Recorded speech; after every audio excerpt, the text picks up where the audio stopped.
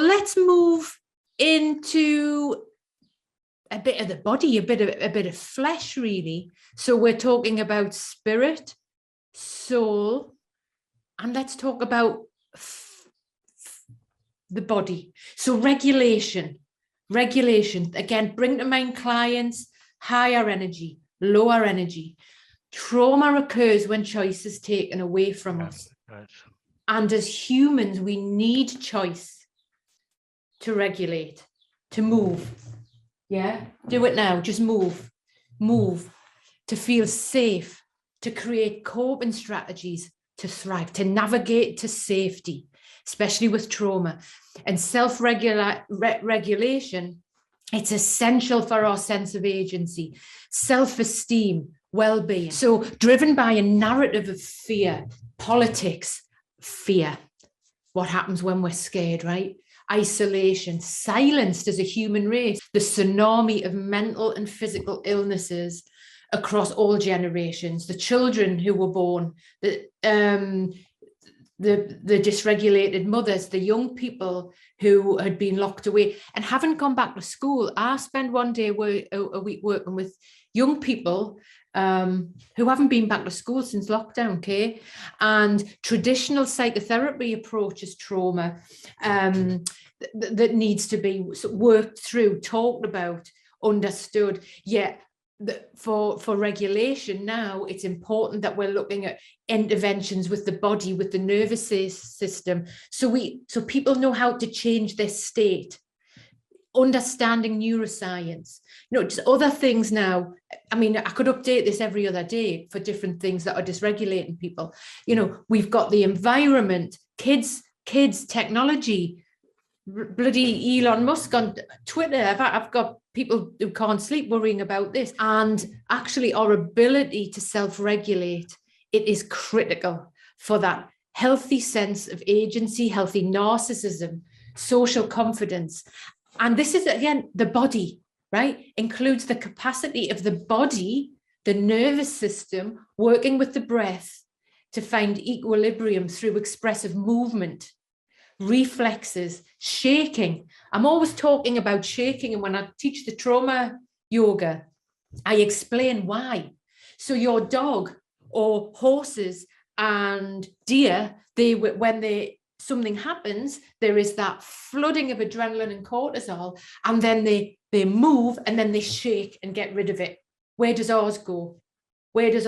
So move, shake, tap your feet in the floor, yeah?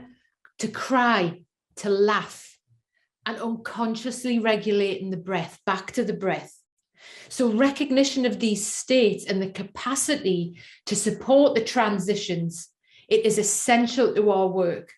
Motivating, engaging, relaxing, soothing, stimulating, self-reflection, self-exploration are all aspects of self-regulation. And when our clients come to start working with us, they don't know how to regulate. Something's out of whack. And interestingly, so just notice who's coming to mind there. Think of those early sessions. They're not just the early sessions. Some other thing will happen and the client can be dysregulated. I have a client who, when he isn't well, he's mid-30s. I've worked with him for about 6 years. It's like he's had a stroke. Yeah. And he's trapped in his body. His body shuts down, the fascia hardens. And yet at the same time, it's so popular in our work to be talking about the body. Yeah. The body keeps the score. The body remembers, by Babette. I've got her here. Please don't forget Babette. Remember,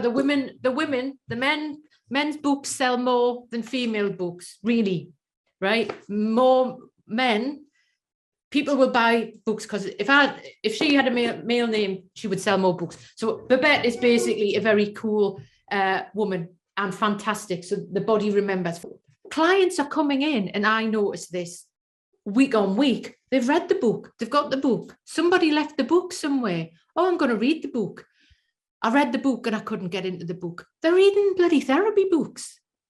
This means that in mainstream society, people are talking about trauma held in the body and soul is within the body, in the heart. I can't just put a little pin in it and say away. This is for you to explore with yourself, your own somatic feelings. What are you noticing?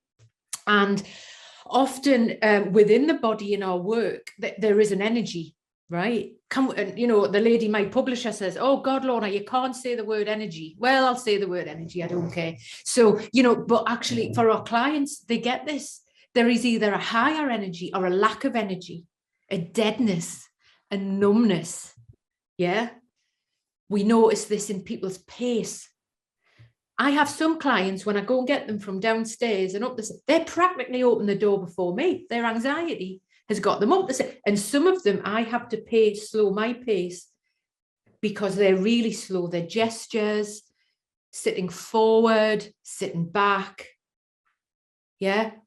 What's going, and often the popularity of the body, I'm obviously thrilled about, but the next narrative is this around soul and spirit. Test is wonderful, but there's a sense that it's as if there's a magic alchemy with working with the body that will find the trauma. I'll do a workshop with Lorna, then I can find the trauma, then it's gone.